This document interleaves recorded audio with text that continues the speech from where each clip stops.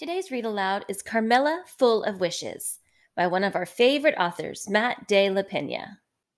Carmela Full of Wishes by Newbery Medal winning author Matt de la Pena. Illustrated by Caldecott honor winning Christian Robinson. For my grandparents, Jesus and Natividad de la Pena, and everyone else who has journeyed to America with a dream. Carmela scootered along the uneven dirt path, watching men stoop to work with their hands, her birthday bracelets jingling and jangling. The thick greenhouse air smelled of marigolds and overturned earth and fresh manure. Carmela knew exactly what manure was, but she didn't want to think about that. Not today. Today she awoke to candles in her pancakes and her mom saying, "Happy birthday to you," and told her, "Go on, mija, make a wish." But Carmela's wish had already come true. She was finally old enough to go with her big brother. Carmela followed as he cut back onto the street at Freedom Boulevard, past the crowded bus stop and fenced off repair shop, past the old folks' home where two hunched old women waved smiles, past the huge home improvement store where her dad used to stand around weekend mornings waiting for work. Carmela tried to make small talk with her brother as their metal cart rattled, but her brother didn't make small talk back. He didn't want her tagging along. Too bad, she told him with her glare. Just outside the laundromat, she picked a lone dandelion growing among the concrete weeds. She pulled a breath and leaned toward the fuzzy white bulb, but just before she could blow, her brother butted in. "Did you even make a wish? You're supposed to make a wish. Everyone knows that." "Of course I made a wish," she told him. But it was a lie. Carmela didn't know. Carmela helped her brother sort colors one handed, helped him load the washers one item at a time. While their clothes spun, her imagination turned, each new thought ushered in by a jingle of bracelets.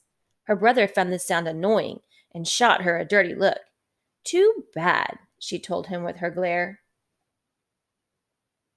She jingled her bracelets as she rode up to Miss Maria's vegetable stand, imagining a machine built into her bedroom wall, one that would spit out anything she could think of, but mostly candies.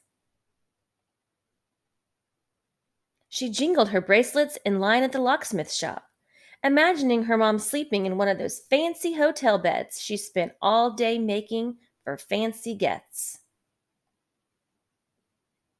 She jingled her bracelets at the bodega down the block from their old apartment building, imagining her dad getting his paper fixed so he could finally be home. She jingled her bracelets outside the pharmacy, eyeing the shiny new bikes in the window. Her brother stopped in his tracks. "Why do you have to be so annoying?"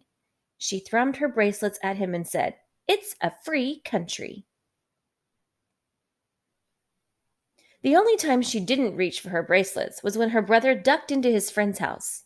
Carmela slumped down on the curb, silently imagining all the things she could turn him into: the slimy pink tail of a rat, a cockroach scurrying away from the light, a wheelbarrow full of manure left in the sun. She stared down at the dandelion in her hand. It seemed so much more important now that she knew it was a place to put her wishes. What if she made the wrong choice? Carmela tried to hop a curb on the long trip home, but her tire caught and her handlebars twisted, and she went crashing to the concrete. "Don't cry, don't cry, don't cry." But then she saw her dandelion crushed beside the drain. She looked up at her big brother, warm tears rolling down her cheeks. He lifted up her scooter. "You okay?" She shook her head and pointed. "My wish." He took her by the arm and led her back up the block, past the laundromat and the flea market, past the greenhouses and the smell of manure, past the overgrown park and across the train tracks. He didn't stop until they made it to an abandoned farmhouse near a cliff overlooking the sea. "Close your eyes," he said. Carmela closed them. "Now make your wish," he said. Carmela listened to the ocean's hum in the distance. She listened to the squawking birds. She listened to the wind whistling past her ears. Then she opened her eyes. She saw hundreds of tiny white spores lifting into the air, floating out toward the far off surf. The sky was full of wishes. Let's go, her brother said. Don't you want to know my wish? She asked. He shook his head. If you tell, it won't come true. She looked back one last time, then took off her bracelets and followed her brother home.